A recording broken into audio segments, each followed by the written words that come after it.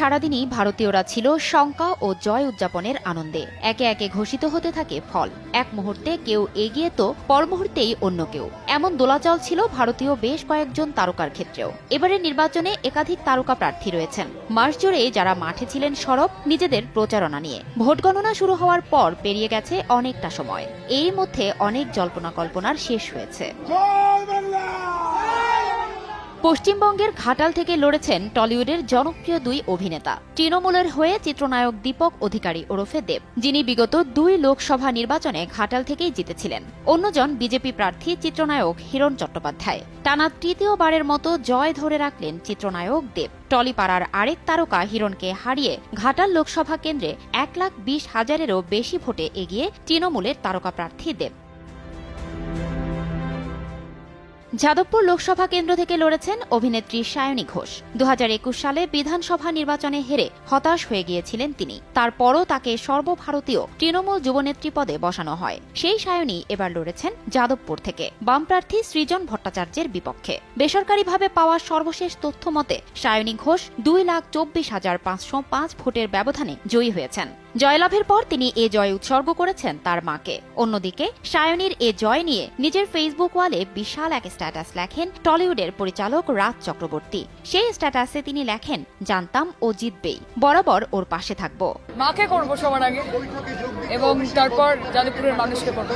এদিকে পশ্চিমবঙ্গের হুগলি থেকে হাড্ডাহাড্ডি লড়াই শেষে দিদি নাম্বার ১ খ্যাত অভিনেত্রী রচনা ব্যানার্জির কাছে হেরে গেলেন পর্দার বন্ধু অভিনেত্রী লকেট চট্টোপাধ্যায়। হুগলির বিদায়ী সাংসদ ছিলেন লকেট চট্টোপাধ্যায়। ৫২,৬৫৪ ভোটের ব্যবধানে বিজেপির প্রার্থী লকেট চট্টোপাধ্যায়কে হারিয়ে বেসরকারিভাবে জয়ী হয়েছেন রচনা ব্যানার্জি। পশ্চিমবঙ্গের মেদিনীপুরে অগ্নিমিত্রা পালকে হারিয়ে বেসরকারিভাবে জয়ী হয়েছেন তৃণমূলের প্রার্থী অভিনেত্রী জুন মালিয়া। শুরুর দিকে অগ্নিমিত্রা পালের থেকে পিছিয়ে থাকলেও শেষ পর্যন্ত ৩২,০০০-এরও বেশি ভোটের ব্যবধানে জয়ী হয়েছেন এই তারকা।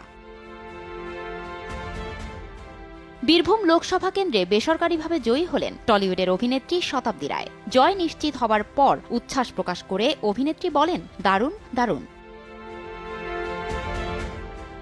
অন্যদিকে উত্তরপ্রদেশের গোরখপুর লোকসভা কেন্দ্র থেকে বেসরকারিভাবে ১ লাখ ভোটের ব্যবধানে জয়ী হয়েছেন বিজেপির আরেক প্রার্থী অভিনেতা ও চলচ্চিত্র প্রযোজক রবি কিষাণ। এই জয় তিনি প্রধানমন্ত্রী নরেন্দ্র মোদী ও দলের নেতাকর্মীদের উৎসর্গ করেন।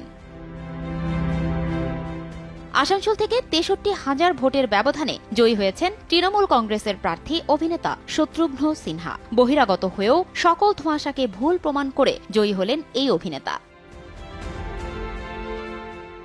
এদিকে উত্তর পূর্ব দিল্লি লোকসভা আসনে লড়ছেন বিজেপি প্রার্থী অভিনেতা মনোজ তিওয়ারি ও কংগ্রেসের কানহাইয়া কুমার। শেষ খবর পাওয়া পর্যন্ত ১,৩৭,০০০ ভোটের ব্যবধানে এগিয়ে আছেন বিজেপি প্রার্থী মনোজ তিওয়ারি।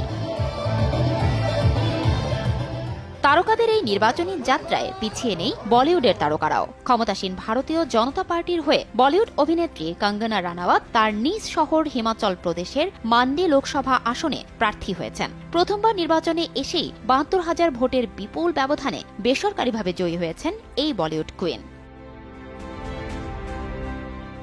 অন্যদিকে মাথুরা লোকসভার আসনে বিজেপি থেকে লড়েছেন অভিনেত্রী হেমা মালিনী।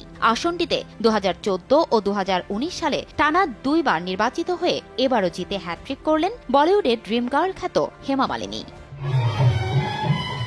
ফারজানা লিনা, সময় সংবাদ।